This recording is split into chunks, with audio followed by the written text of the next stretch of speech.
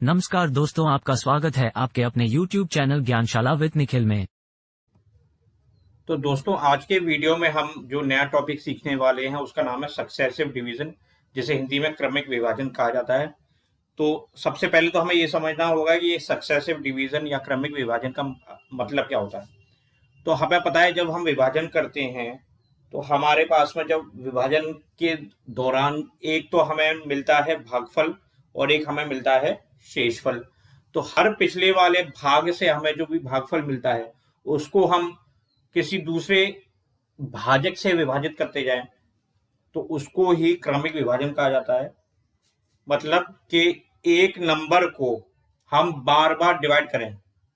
पहले एक नंबर से डिवाइड किया, उससे जो हमें भागफल या क्वोशिएंट मिलता है उसको फिर दोबारा किसी और नंबर से डिवाइड करते हैं।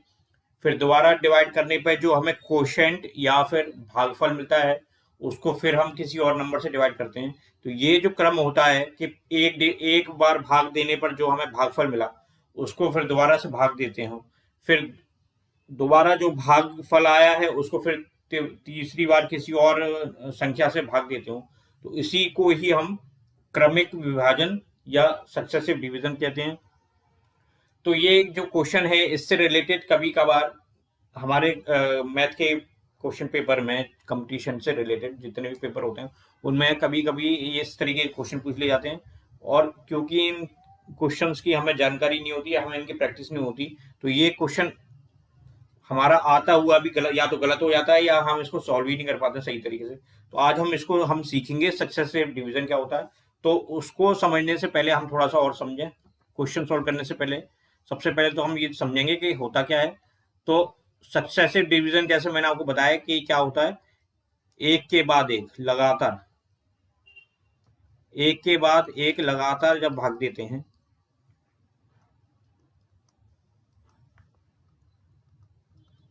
एक के बाद एक लगातार भाग देना,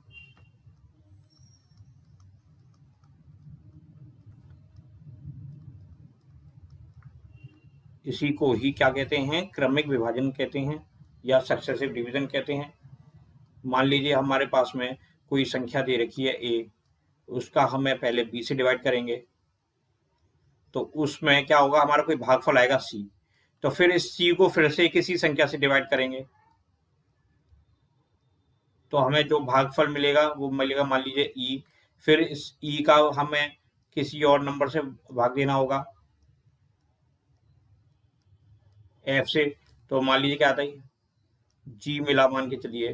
तो ये जो हमें ये मिल रहे हैं भागफल, और फिर भागफल का फिर हमें भाग दे रहे हैं, तो ये ही जो क्रम कहलाता है, इसी को ही हमें सक्सेसिव डिवीजन या क्रमिक विभाजन के नाम से हम जान सकते हैं, पहचान सकते हैं। तो इस क्वेश्चन को करने के लिए हमें पहले तो यही पता होना चाहिए कि क्रमिक विभाजन क्या होता है। फिर हमें ये चीज ध्यान रखनी होती है कि प्रश्न में या क्वेश्चन में जिस हिसाब से या जिस क्रम में हमें भाजक दे रखे होते हैं और जिस क्रम में हमें शेषफल दिए होते हैं, हमें उसी क्रम में क्वेश्चन को सॉल्व करना होता है। तो आइए देखते हैं इस तरीके अगर क्वेश्चन पूछता है तो हमें कैसे सॉल्व करना चाहिए।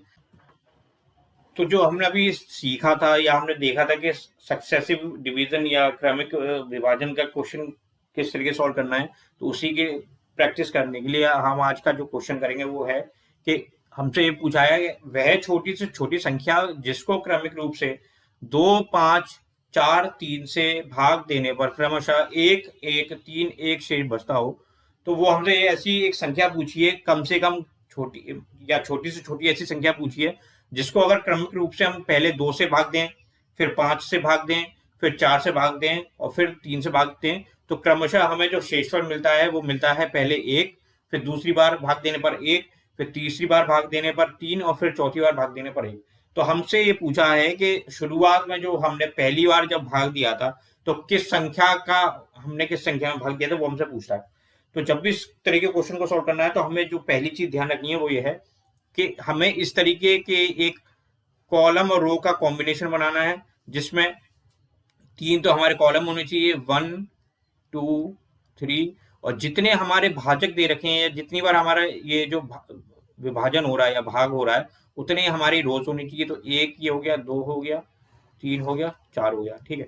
फिर हम क्या करते हैं, इस वाली लाइन में या इस तरफ सबसे बाईं ओर जो हम लिखते हैं वो हम लिखते हैं भाजक, या जिन संख्याओं से हमें डिवाइड करना है। और हमें ये चीज तो ध्यान रखनी होती है कि जो हमारा श्रेणी दे रखी है, जो सीक्वेंस दे रखा है, जिस जिस हिसाब से ये नंबर या भाजक लिखे हुए हैं, हमें उसी हिसाब से लिखना है। तो सबसे पहले अगर 2 लिखा है तो 2 लिखेंगे, फिर 5 लिखा है तो 5 लिखेंगे, फिर 4 लिखा है तो 4 लिखेंगे, फिर 3 लिखा है तो 3 लिखेंगे।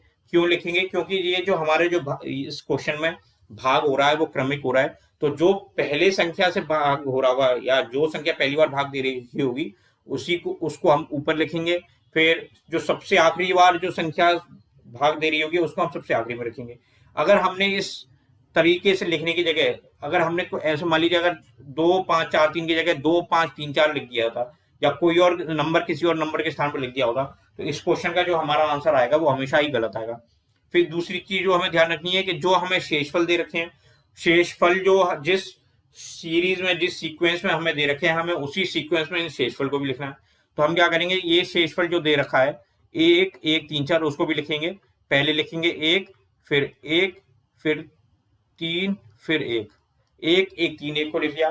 फिर तीसरी चीज जो हमें ध्यान रखनी होती है कि जो बीच वाली जो मैंने ये खांचे ये खाली छोड़ रखे हैं, इनमें हमारी जो जो वैल्यू निकल के आती है इस क्वेश्चन में, वो हमारी क्या होती है, उस वाले भाग में, जैसे मान लो तीसरी आखिरी भाग में यहाँ पे जो वैल्यू निकल के आएगी वो उस वाले मतलब चौथे नंबर के भाग का क्या होगा, संख्या होगी जिसमें हम भाग दे रहे होंगे। तो इसका मतलब क्या हुआ कि यहाँ पे बीच वाली जो रो है, बीच वाले जो कॉलम है, इनमें जो भी हमारी संख्या आएगी उसका मतलब क्या होगा कि यहाँ पे अगर ए आती है तो ए का मतलब हुआ ए का हम 2 से 3 से डिवाइड करेंगे तो जो भी हमारी वैल्यू निकल के आएगी और शेष हमारा हमेशा बचेगा 1। इस केस में ये होगा। फिर मान लीजिए यहाँ पे अगर ए आया तो यहाँ पे बी आएगी, तो बी का मतलब क्या होता है, 4 का बी से डिवाइड करने पर जो रिमाइंडर आएगा वो 3 आएगा। इस तरीके से आता है। तो मतलब हमें क्या है कि हमें बीच वाली वैल्यू ही निकालनी है। अब वो वैल्यू कैसे निकालनी है वो हमें देखना है। तो वैल्यू निकालने के लिए हमें क्या करना होता है, अपनी तरफ से एक यहां लिख ले देते हैं, सबसे आखिरी में हमें 1 लिखना होता है। 1 क्यों लिखना होता है कि हमारे जो भी भाग होता है या इस क्वेश्चन में जो भी भाग होता है, अंतिम भाग जो होता है उसमें हम मानते हैं कि अंतिम बार भाग देने पर जो भागफल आया है वो हमेशा 1 आएगा। 1 नहीं आएगा तो फिर हमारा आंसर गलत कुछ और हो जाएगा। तो हम क्या करते हैं, अंतिम जो भागफल होगा, अंतिम भागफल मतलब कि यहाँ पे जो भी हम संख्या लिखेंगे वो हमेशा 1 लिखेंगे। अब हम क्या करते हैं, इस वाले सबसे पहले स्टेप में हम क्या करेंगे, क्योंकि इसमें 4 बार भाग हो रहा है तो हमारे 4 स्टेप में ही हमारी वैल्यू निकल के आएगी, पहली दूसरी तीसरी चौथी करके। तो पहली अगर मैं यहां लिखूं, पहला स्टेप यहां पे करेंगे, दूसरा स्टेप बाद में देखेंगे। तो पहले स्टेप में हम क्या करते हैं, इस वाले भागफल को, इस नीचे वाले भागफल को इस भाजक से मल्टीप्लाई करते हैं। तो यहाँ पे तो हम करेंगे मल्टीप्लाई, फिर जो आंसर आएगा उसको जोड़ देंगे इस वाले शेषफल से। तो क्या करेंगे, हम इस वाले 1 का मल्टीप्लाई करेंगे, इस वाले 1 का मल्टीप्लाई करेंगे हम 3 से। तो हम क्या करेंगे, 1 का मल्टीप्लाई किया 3 से और शेषफल का जो 1 है वो जोड़ दिया, तो हमारे पास जो वैल्यू निकल के आएगी वो आ जाएगी 4। तो इस 4 को हम क्या लिखेंगे, इस 4 को हम लिखेंगे अब यहाँ पे, हम यहाँ लिख देंगे 4। ठीक है, अब हमारा नीचे वाला जो पोर्शन है वो उसकी हमें अब जरूरत नहीं पड़ेगी। अब हम क्या करेंगे, इस वाले 4 को इस 4 से मल्टीप्लाई करेंगे और इस शेष को जोड़ देंगे, या तो यहाँ इधर मल्टीप्लाई करेंगे इधर जोड़ देंगे। तो हम दूसरे स्टेप में क्या करेंगे, दूसरे स्टेप में 4 का मल्टीप्लाई करेंगे 4 से और 3 जोड़ देंगे। तो हमारे पास जो वैल्यू निकल के आएगी वो आएगी 19। तो इस 19 को हम यहाँ लिख देंगे। फिर तीसरे स्टेप में हम क्या करेंगे, तीसरे स्टेप में इस 19 को मल्टीप्लाई करेंगे 5 से और जो शेष लिखा हुआ है सामने 1 उसको जोड़ देंगे। तो कितना बनेगा हमारा 19 5 आर 95 और प्लस 1 96। तो हमारी जो वैल्यू निकल के आएगी क्या आएगी 96। इस 96 को हम यहाँ लिख देंगे। फिर चौथे और लास्ट स्टेप में हम क्या करेंगे, चौथे और लास्ट स्टेप में हम क्या करेंगे, इस 96 का 2 से मल्टीप्लाई करेंगे और +1 कर देंगे, तो कितनी वैल्यू निकल के आएगी, इसकी वैल्यू जो निकल के आएगी 193 आ गया। अब अगर मान लीजिए 193 के ऊपर भी अगर कोई रो बनी होती, यहाँ पे कुछ और लिखा होता, मान लीजिए अगर लिखा होता 3, ठीक है, तो यहाँ पे सबसे पहले तो यहाँ पे एक रिमाइंडर और होता, मान लीजिए रिमाइंडर भी हमने मान लिया 1, तो हम क्या करते हैं इस वाले केस में 193 का 3 से मल्टीप्लाई करते, फिर जो रिजल्ट आता उसमें 1 ऐड करते, वो वैल्यू हमारी यहाँ पे आ जाती। तो ऐसे तो और उसके ऊपर भी अगर कुछ और ऐसे दे रखा होता तो वो करते रहते, लेकिन हमारे पास में क्या है कि इस वाले डिवीजन के बाद में हमारे पास में कोई और वैल्यू नहीं दे रखी है, या यूं कहें कि हमारे जो 4 बार डिवाइड करना था हमें वो हम कर चुके हैं। तो हमारे पास में क्योंकि चौथे स्टेप में जो हमारी वैल्यू आई है 193, यही हमारी इस क्वेश्चन की आंसर होती है। या अगर हम ये समझें कि ये जो 193 निकल के आया है, ये वो वाली संख्या है जिसको कि पहली बार भाग दिया गया था, फिर इसको भाग देने के बाद में जो हमारा भागफल आया उसको फिर दोबारा भाग दिया गया होगा 5 से, फिर उसमें 5 से भाग देने के बाद में जो भागफल आया होगा उसको 4 से भाग दिया होगा, फिर 4 से भाग देने के बाद जो भागफल मिला होगा उसको 3 से भाग दिया होगा। तो हम क्या करते हैं, इस क्वेश्चन को हम उल्टा सॉल्व करना शुरू करते हैं, मतलब हम अंतिम वाले भाग से शुरू करते हैं और पहले वाले भाग तक जाते हैं, और पहले वाले भाग में जो हमारी जो वैल्यू निकल के आती है बीच वाली, वही हमारी इस क्वेश्चन का आंसर हो जाती है। या यूं कहें कि जो वैल्यू जो हमारी बीच वाली यहाँ पे निकल के आती है इस वाले खाने में, सबसे ऊपर वाले खाने में, यही हमारा आंसर हो जाता है। या यूं कहें यही हमारी वो वाली वैल्यू हो जाती है जिसको पहली बार हमने डिवाइड किया था। तो इस क्वेश्चन में क्योंकि हमारा आंसर जो 193 निकल के आया है, इसलिए हमारा जो ऑप्शन 1D जो है वही हमारा आंसर हो जाएगा। और इस क्वेश्चन के संबंधित हम और भी प्रैक्टिस करेंगे, 2-3 क्वेश्चन और देखेंगे अपने आगे की वीडियोस में। तो मैं आशा करता हूँ आपको ये वाला जो टॉपिक है सक्सेसिव डिवीजन या क्रमिक विभाजन का, ये समझ में आया होगा। तो अगर आपको ये वीडियो अच्छी लगी हो, आपको कुछ एक्स्ट्रा सीखने को मिला हो इस टॉपिक से रिलेटेड, तो प्लीज इस वीडियो को लाइक कीजिएगा, शेयर कीजिएगा। चैनल अगर अभी तक आपने सब्सक्राइब नहीं किया तो प्लीज चैनल को सब्सक्राइब कीजिएगा। Thank you, have a nice day.